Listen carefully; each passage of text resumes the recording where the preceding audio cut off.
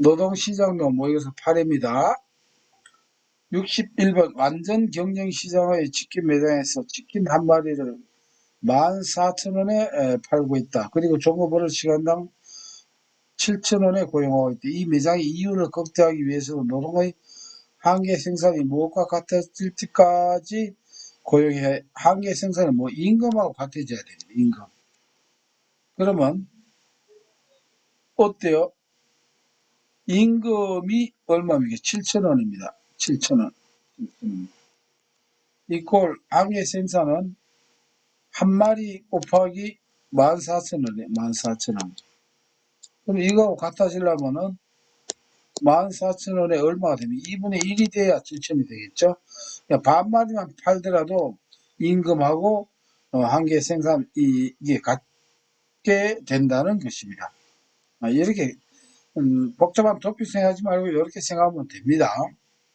62번입니다. 다음 중 생산성을 향상시키는 요인과 가장 거리가 먼 것은 생산성이 좋아진다. 조합은 수혜 증가, 이거하고는 관계없습니다. 2번 자본 전략적 기술 혁신이 된다. 자본의 질적 증가가 된다. 노동의 질적 향상이 된다. 아마 여러분들 이게 처음에 긴가민가 이렇게 하더라도 2, 3, 4번은 확실하죠. 네. 기술 혁신되고 하면 생산성 향상이 되죠. 자본의 질적 증가는 새로운 기계를 도입했다. 기계가 생산력이 훨씬 좋아졌다. 노동도 질적 향상됐다. 그래서 다시 한번 말씀드립니다만 노동조합의 수가 증가한다고 해서 생산성이 향상되는 것 아닙니다. 어째 보면은 신뢰도에서 문항수가 많다고 정비하지 않는 그런 것과 같습니다. 조합은 많다고 그런 건 아닙니다. 63번 기업은 조합원이 아닌 노동자를 채용할 수 있고 채용된 근로자가 노동자 가입 여부에 상관없이 기업의 종업원으로 근무하는데 아무 제약이 없는 샵, 아무 제약이 없으니까 완전히 오픈돼 있죠. 오픈샵이 되고 64번 준고정적 노동 비용에 해당하지 않는 것. 우리가 임금 이론에서 임금 제도에서 고정적이 있고 준고정적은 뭐냐? 준고정적은 지금 당장은 주지 않더라도 언젠가 줘야 될 겁니다. 어떤 일이 있을 때 줘야 돼. 이게 준고정적이라고 합니다. 그게 퇴직금이 지금 당장은 안 주죠. 그러나 퇴직하면 어떻게 돼요? 줘야 되죠. 네, 그다음에 건강보험료도 마찬가지입니다. 이렇게 고정된 임금은 직접 근로와 직접 관계되는 밀차적으로 발생하는 그 임금이 되는 것이죠. 비용이. 유급휴가도 어때요? 이미 휴가를 갈 때 주도록 이미 고정되어 있어요. 단지 지금은 안 준다는 것 뿐이죠. 초과근무수당은 초과근무하면 바로 주는 것입니다. 이것은요, 임금으로. 이렇게 임금으로. 그래서 초과근무수당은 준고정적 노동비용이 아니다. 이렇게 봅니다. 그리고 초과는 고정되어 있지도 않죠. 많이 할 수도 있고 안 할 수도 있고 하니까요. 65번입니다. 성과급 제도의 장점으로 가장 적합한 거. 성과급 딴 거 아니죠. 다 일곱력적 근로의 능률을 제일 자극할 수 있죠. 66번. 파업의 경제적 손실에 대한 설명으로 틀린 거. 이 내용은 조금 우리가 이해를 할 필요가 있으니까 설명을 간략히 드리겠습니다. 1번 노동조합적 노동소득의 일단 노동조합의 손실분이 있고 사용자의 손실, 이 부분을 지금 초점적으로 우리가 익히면 되겠습니다. 노동조합적 노동소득의 순상실분은 해당 기업에서 임금소득의 상실보다 훨씬 적을 수 있습니다. 왜? 비록 파업기간에 임금이 좀 줄지만 전혀 안 주는 건 아니거든요. 훨씬 적을 수 있는 것입니다. 2번 사용자 이윤의 순감소분은 직접적인 생산 중단에서 오는 것보다 항상 더 크다 아닙니다. 문 닫았다고 해서 100% 그만큼 다 손해보느냐 아닙니다. 이거는 뭐가 있냐면 첫째 대체 인력을 사용할 수 있습니다. 단 대체 인력이라 하더라도 다른데 도급을 주는 건 안 됩니다. 노조원이 있지만 비노조원이 있지 않습니까? 이 비노조원을 어떻게 해요? 생산 현실에 투입을 할 수도 있고, 또 하나는 사용자는 바로 만든 걸 가지고 바로 판매하는 게 항상 어느 정도 비축해놓은 비축 제품이 있죠. 그걸로서 하다 보니까 직접적인 생산 중단에서 오는 것보다 항상 더 크지는 않습니다. 오히려 적으면 적지 더 크지는 않다. 요게 틀린 내용이 됩니다. 3번 파업에 따른 사회적 비용은 제조업보다 서비스업에서 더 큰 것이 보통이다. 운수업이라든가 한번 이렇게 나면은 온 나라가 마비되죠. 이렇게 서비스업은 이 사회적 비용, 그 회사만 손해보는 것이 아니고 여타 파생되는 사회적 비용이 훨씬 더 크다는 것입니다.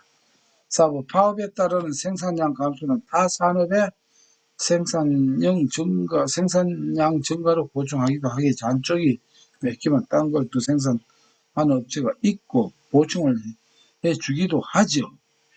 67번입니다. 근로기준법에 경영상 이유에 의한 해고, 탄력적 근로시간제 등의 조항이 등장하고 파견 근로자 보호 등에 관한 법률이 제정된 이유로 가장 타당한 것은, 우리나라가 복잡한 게 임금제도도 복잡하고 이 근로기준법도 상당히 복잡해요. 해고, 탄력적 근로시간제 등등 여러 가지 근무, 피크 임금제, 요새 또 대법원 판결날 이런 게 있고 여러 가지 복잡해요. 이런 건 뭐냐? 획일화되는 사회에 적응하기 위해, 획일화되면 굳이 이런 복잡한 거 필요가 없겠죠. 노동조합의 전투성을 진정시키기 위함 아닙니다. 자꾸 이런 건 이런 것 때문에 오히려 만들어서 오히려 전투성이 더 커지죠. 진정시키기 위한 건 반대 표현이라고 할 수 있겠네요. 외부자보다는 내부자를 보호하기 위함이다. 내부자 외부자 이거하고 상관이 없습니다. 4번 불확실한 시장 상황에 기업이 신속하게 대응할 수 있도록 하기 위함이다. 이 다양하기 때문에 다양한 시장에 대응하기 위해서 이게 다양한 근무제도가 근로기준법에 이렇게 나와 있다. 이렇게 보면 되겠죠. 그래서 4번이 정답이 되겠습니다. 68번입니다. 기업의 종업원 주식 소유제 또는 종업원 지주제 도입의 목적이 아닌 것은 새로운 일자리 창출, 종업원 주식제도에서 새로운 일자리 창출되는 건 아닙니다. 이것은 기존 종업원을 위한 것이니까요. 기업 재무구조의 건전화됩니다. 왜? 이 소유 종업원들이 주식을 가지고 있음으로 말미암아 오너가 함부로 어떻게 해요? 주식을 처분한다든가 해서 재무구조를 악화시키는 것을 예방을 할 수 있죠. 혼자 가지고 있으면 불안합니다. 그러니 나누어 가지면은 건전화가 되겠죠. 3번 종업원에 의한 기업 인수로 고용 안정도, 종업원이 다 가지고 있으니까 딴 데서 이렇게 어떻게 해요? 바람막이를 해줄 수 있습니다. 왜? 종업원이 기업에 대한 애착심이 매우 강하니까요. 4번 공격적 기업 인수 및 합병에 대한 효과적 방어 수단입니다. 이게 M&A에 대비하는 게 바로 이거죠. 이 지분 비율이 종업원이 있으면 M&A 함부로 당하지를 않습니다. 기업 방어가 아주 잘 됩니다. 그러나 어떤 경우는 이렇게 되지 않는 회사는 잘 나가다 어느 아침에 딴 회사 팔아넘기는 이런 경우가 종종 있죠. 69번입니다. 효율 임금 가설에 대한 설명 같은 효율 임금입니다. 자, 일단 효율은 임금 높게 주되 항상 우리가 알아야 될 것은 기업이 임금을 왜 높게 주느냐. 반드시 기업의 철칙은 기업 이윤 추구입니다. 손해보는 장사는 안 합니다. 기업은. 기업이 손해보면 결국은 그 손실이 누구한테 돌아갑니까? 종업원에게 돌아가지 않습니까? 회사가 망하게 되면은. 효율 임금은 생산의 임금 탄력성이 1이 되는 점에서 결정됩니다. 항상 임금 상승이 같이 비례해야 되는 생산성하고 1대1로 가야지 그 밑으로 떨어지면은 안 되겠죠. 이번 효율 임금은 전문직과 같이 노동자들의 생산성을 관측하기 어려운 경우 채택할 가능성이 높습니다. 비전문직은 바로 그냥 효과 나는 걸로 가지고 이렇게 임금을 하지만 효율 임금은 장기적인 안목으로 이렇게 대응하기 위한 것입니다. 3번 효율 임금은 경쟁 임금 수준보다 높으므로 개별 기업의 이윤 극대화를 가져다 주는 임금이라 할 수 없다. 기업이 이윤 안 되는, 극대화 안 되는 걸 이런 거 쓸 일 없죠. 이게 이윤 극대화 되기 때문인 것입니다. 4번 효율 임금은 임금 인상에 따른 한계 생산이 임금의 평균 생산과 일치하는 점에서 결정된다. 이 말이나 1번이나 비슷한 말입니다. 한계 생산하고 임금의 평균 생산과 일치가 돼야 일단은 기업이 손해를 안 보고 이윤을 추구하고 있다는 이런 말이고 3번은 기억해 놓으면 되겠죠. 이윤 극대를 가져다 주는 임금이라 할 수 없다는 것은 아닙니다.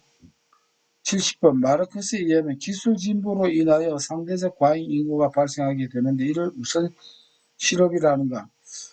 이거 우리가 실업의 종류에 보면은 마구 개경입니다. 실업의 종류.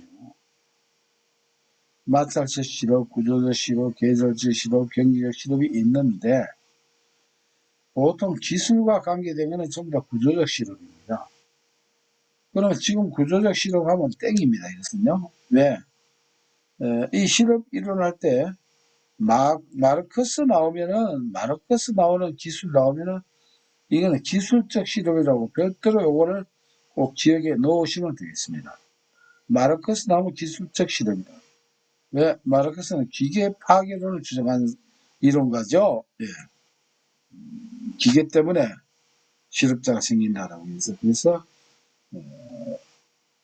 기술 나오고 마르크스 나오는 실업은 구조적 실업이 아니고 기술적 실업이라고 하는 거예요. 한 개는 독특한 것이니까 독특하게 우리가 기억해 놓을 필요가 있겠습니다.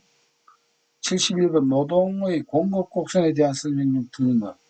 노동의 공급 곡선 우상향하죠.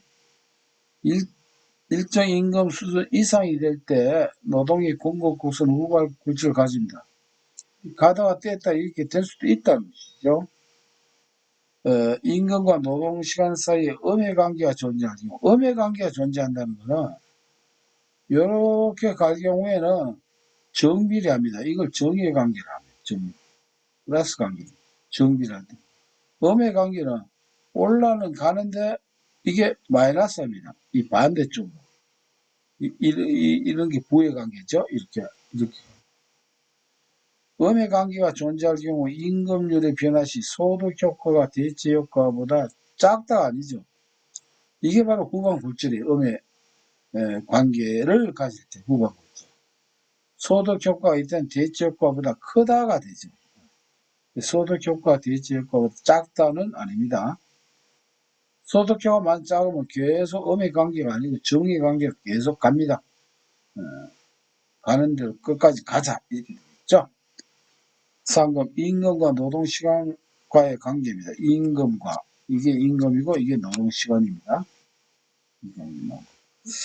노동공급의 증가율이 임금 상승률보다 높다면 노동공급은 탄력적이 된다. 자, 노동공급의 탄력 공식은 임금 변화율, 그 다음에 노동공급 변화율이죠. 이게 분자고 이게 분모입니다. 노동공급 증가율이 임금 상승 이게 더 커요. 그러면 최소한 이게 더 크다는 것은 1보다 어떻습니까? 더 커지겠죠. 1보다. 자, 탄력성이 1보다 크면은 어떻게 됩니까? 탄력적이라고 했죠. 그렇죠? 이렇게 해서 이게 1인데 이게 더 눕는 거예요. 이렇게 누우면은 이거 뭡니까? 노동 공급이 임금 상승률보다 이게 더 크잖아요. 이게 노동 공급이고 이게 임금인데 더 커지니까 1보다 커지. 이게 분자고 이게 분자고 이게 분모니까 1보다 커지겠죠. 그래서 노동공급은 탄력적이다. 탄력적이다라고 하는 기준은 탄력성이 1보다 탄력성이 크면은 이게 탄력적이고 1보다 적으면은 비탄력적이다. 이렇게 정리를 하겠습니다. 72번입니다. 노동시장과 실업에 관한 설명으로 틀린 것은 최저임금제는 비숙련 노동자에 해당이 되겠죠. 숙련 노동자는 뭐 이 이상을 받으니까.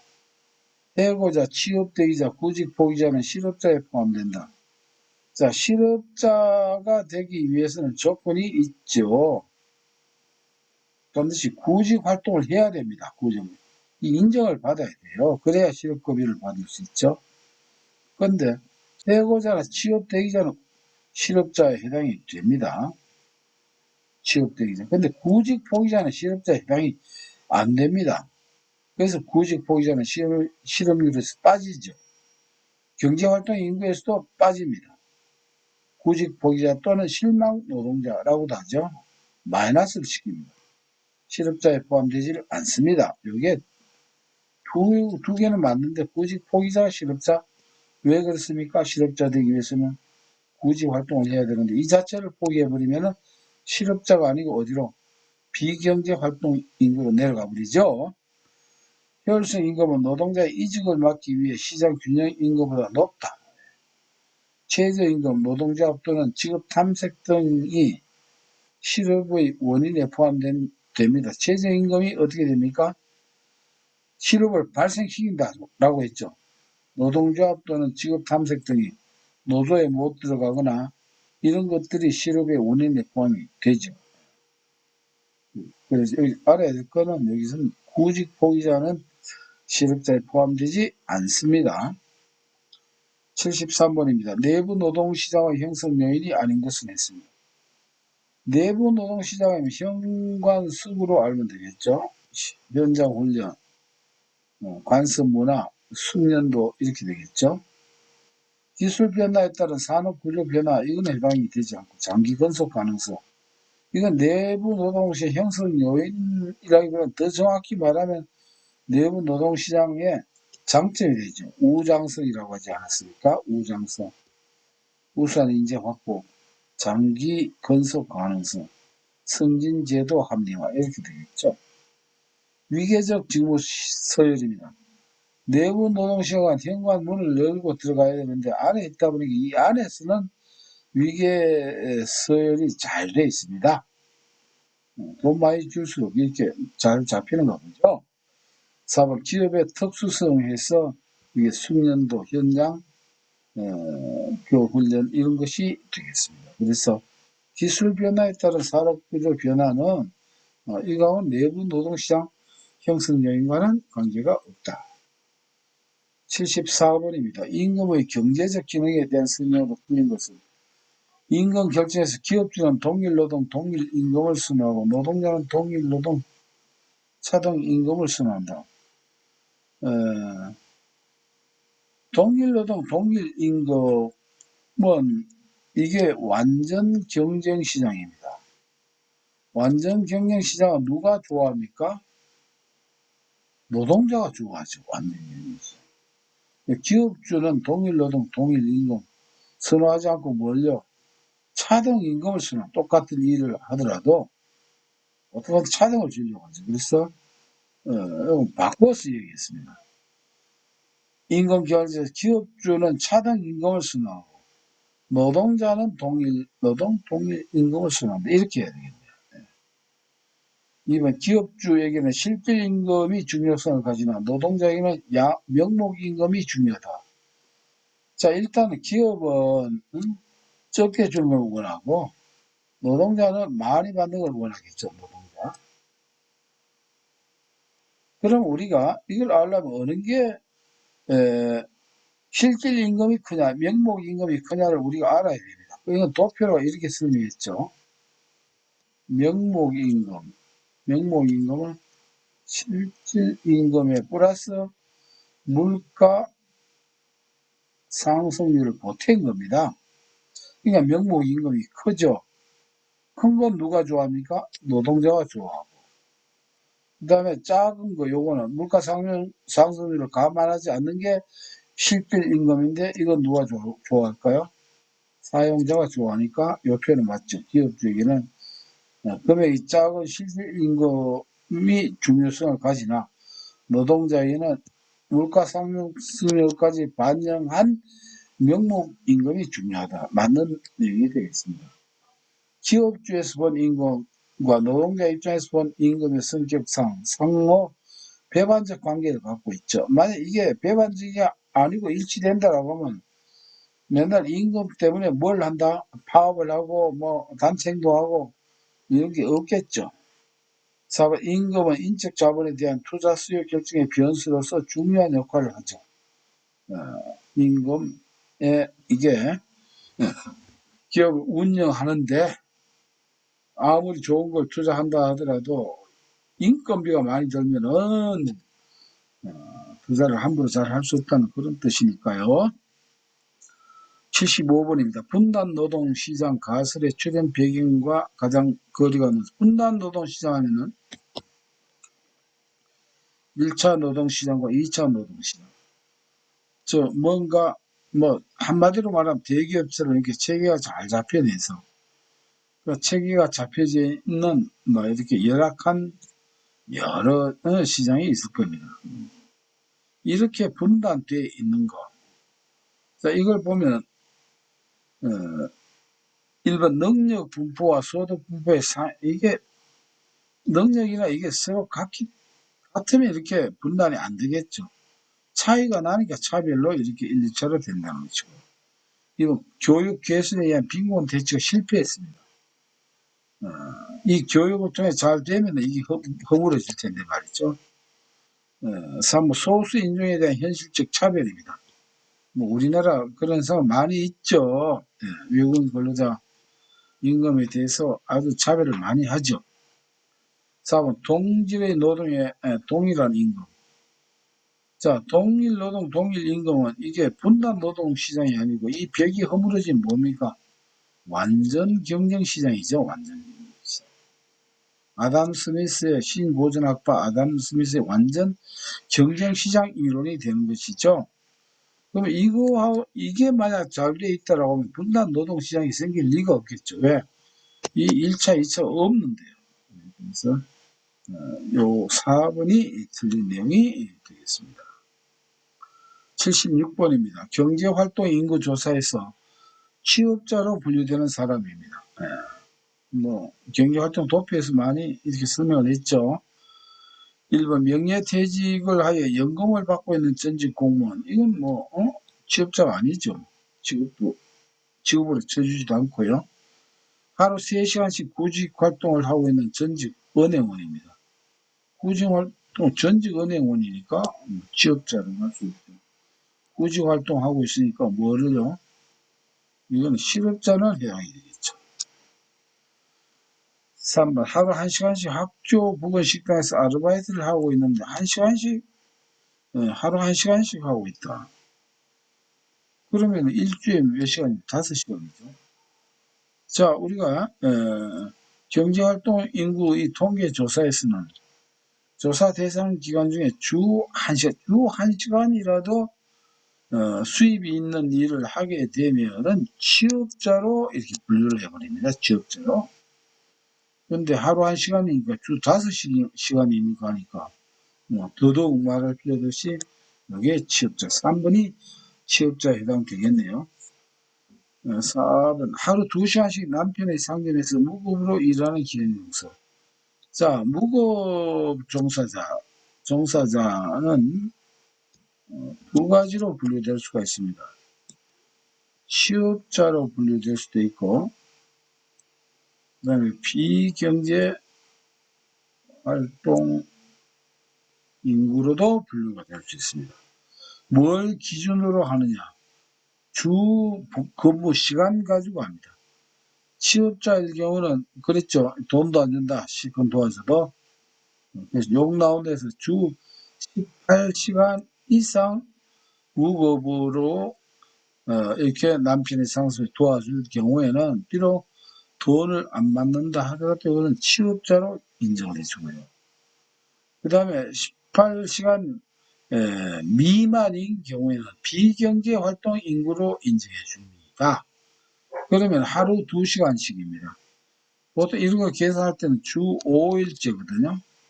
그러면 2시간 곱하기 주 5일 같으면은 10시간입니다.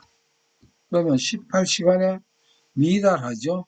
이럴 때는 이게 뭡니까? 취업적으로 보지 않고 비경제활동으로 보거든요. 네, 그래서 취업자로 분류될 수 없죠. 다시 한번 정리해드리면 하루 1시간씩 학교 보건식당에서 아르바이트를 하고 있는 대학생은 이건 취업자가 된다라고 하는 거 기억해 주시고요. 77번입니다. 다음 중 구조적 실업에 대한 대책과 거리가 무엇을? 자, 경기 활성화는 뭡니까? 경기적 실업에 대한 대책이죠. 뭐 바로 답이 나왔네. 이건 경기적 실업에 해당되는 겁니다. 경기 활성화는. 경기가 활성화 안 되기 때문에 경기적 실업이 생기기 때문이죠. 이거 직업 전환 교육을 시키거나 이주에 대한 보조금, 산업 구조 변화 예측에 따라 인력 수급 정책, 구조에 따라서 인력 잘 수급을 해주는 플랜을 짜서 잘 배치를 해주면은 구조적 실업을 예방을 할 수 있겠죠. 1번이 되겠습니다. 78번입니다. 임금 상승의 소득 효과가 대체 효과보다 클 경우 노동 공급 곡선의 형태는 이거 항상 소득 효과 대체 효과 많이 나오죠. 이렇게 가는 게 원칙이지만 이렇게 간다 이런 게 있어요. 이건 뭐가요? 이게 소득 효과죠. 소득 효과가 대체 효과보다 이렇게 됩니다. 이걸 뭐라고 합니까? 후반 굴절이라고도 하고 후반 굴절. 바로 가는 거는 우상향이죠. 근데 이거는 뭡니까? 좌상향이라고 하죠. 그래서 좌상향한다, 후반 굴절한다, 네, 같은 편으로 보면 됩니다. 그래서 좌상승 한다가 되겠네요. 79번. 외국인 노동자들의 모든 근로가 합법화되었을 때 외국인의 노동수의 임금 탄력성이 0.6이고 임금이 15% 상승하면 외국인 노동자들에 대한 수요는 몇 프로 감소하는가? 자, 여기에서 일단 이걸 보면 됩니다. 뭐래 답은 간단해요. 뭐 풀이보다 답이 훨씬 더 간단해요. 0.6 곱하기 15% 하면 됩니다. 왜 그러냐면은 이 노동 수요 탄력성 값은 뭐와 같습니까? 임금 변화율, 그 다음에 노동 수요 변화율이죠. 수요 변화율. 이렇게 나누면은 뭐가 됩니까? 탄력성 값이 나옵니다. 탄력성 값. 그럼 요걸 수학적으로 한번 풀어볼게요. 탄력성이 0.6입니다. 0.6 있고 임금 탄력성이 얼마입니까? 0. 임금이 15% 상승했어요. 15%. 근데 노동 수요는 몇 프로인지 몰라요. 그러면 요걸 구하기 위해서는 어떻게 해야 됩니까? 요 분모를 열로 곱해주면 되죠. 변이 바뀌면은 0.6 곱하기 15 아닙니까? 그러면은 9%가 되죠. 근데 여기 감소라고 하는 표현을 썼죠. 감소는 이 탄력성 값이 1보다 만약에 탄력성이 1보다 크면 증가하는 것이고 탄력성이 1보다 만약에 적으면 탄력성 값이 이때는 감소하는 것입니다.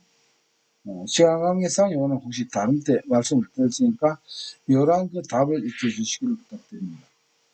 80번 다음 중 시장 균형 임금보다 임금 수준이 높게 유지되는 경우에 해당되지 않는 것은 시장 균형 임금보다 높아요. 평균 임금보다. 인력의 부족. 이게 나왔네요.